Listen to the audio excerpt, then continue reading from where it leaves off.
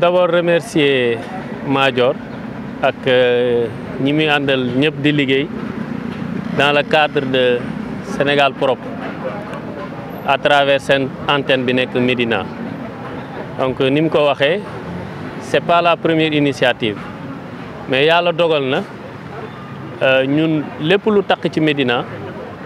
buñ ko déggee rek muy njariñ dañ ciy dem am taxawaay xëy na parfois suñu jot du ko mën a maye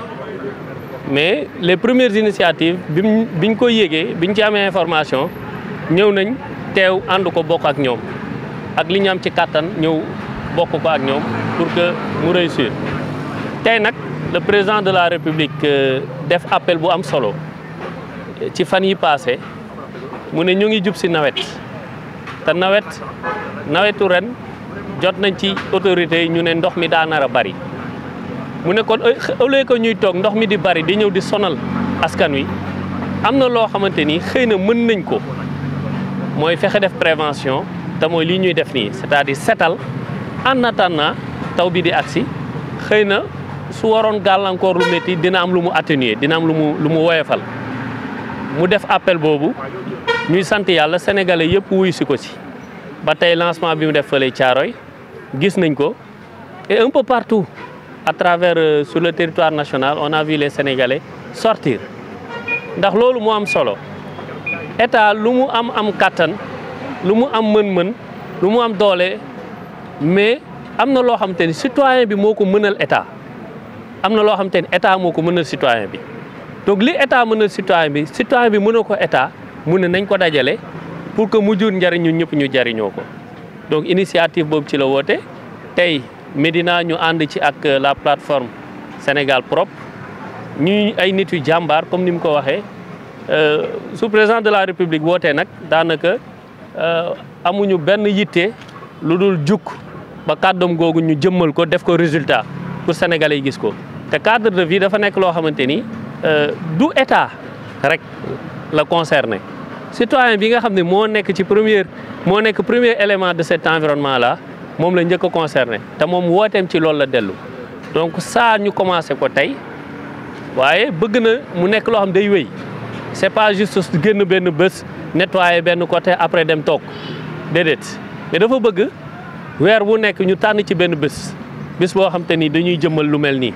Médina yaatu na li fi am ci quartier bari na mais tey ñu ñëw rue 22 suba dinañ dem feneen gannaaw suba ñu dem feneen gannaaw suba ñu dem feneen. yaakaar naa suñu ci ñëpp fekk see dina jural Médina njariñ te loolu la ñuy woote woote bi woote ci askan wi la au-delà de l'aspect politique mais ñun ñoo ci jariñoo suñu cadre de vie tey Médina su baaxee ñun ñu fi yeewoo wala di fi toog di fi nekk di fi jariñu mais ñun lay njëkk a jariñ donc appel boobu la ñu bëgg ñu wéyal ko ni Sénégalais génne tey gis ngeen depuis 10 heures ba ñu ngi nii 14 heures bientôt 15 heures nit ñaa ngi ci tali bi donc ñu ànd ko nit ñu jàmbaar vraiment c'est l'occasion de remercier bépp ku nit boo xamante ni bàyyi nga sa yitte génn nga andi sa matériel moo xam joxe nga ndox wala joxe nga alal wala joxe nga jus bi gis nañ sax ñu ñëw jënd ay canette ak joxe di nga set loolu mooy force citoyenne te loolu moo mën a defar réew woote boobu nag xalaat boobu la président am xam ni askan mooy fal waaye li ngay gouverner da nga ko war a ànd ak askan wi ndax soo ci ànd ak askan wi fekk si la li nga am ci objectif yëpp ni nga ko atteindre te moom objectif am du dara lu dul jaamu soxlay askan wi objectif am du lenn lu dul fexe ba liy jafe ci askan wi wëlbatiku nekk lu woyof nekk lu nooy donc moom loolu ko tax a jóg gouvernement am ak son premier ministre ci loolu la ñu nekk mooy placer le citoyen la citoyenneté au cœur des actions de l'État ni mu ko defee tey jii ci assainissement suba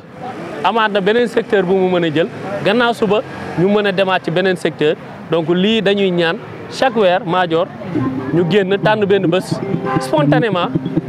tànn benn gox woo ñi nga xam ne ñoo fi nekk nii ñëpp ni ñu ko àndee tey mu rafet te mu jur njariñ ñu defaat ko di continuer di ko defee noonu donc à travers ma voix nga remercier ma Sénégal propre ñëpp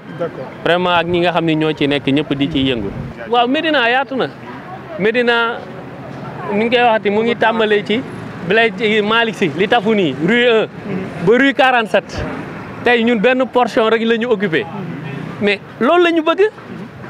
woote gi ñu woote du woote politique woote citoyen la ku génn da ngay dolli rek bu ñii ne rue 22 ñii ne Blaise Diagne ñii ne rue 6 ñii ne 47 ñii ne centenaire ñii ne mais bu setee set bay loolu lañ ciy jublu di donc vraiment ñu ngi ciy kontaan te xam ni loolu am solo politique dafa am fu muy yem citoyenneté dafa am fu politique di yem citoyenneté mooy continuer donc vraiment di rafetlu initiative ku ci génn itam loo ci def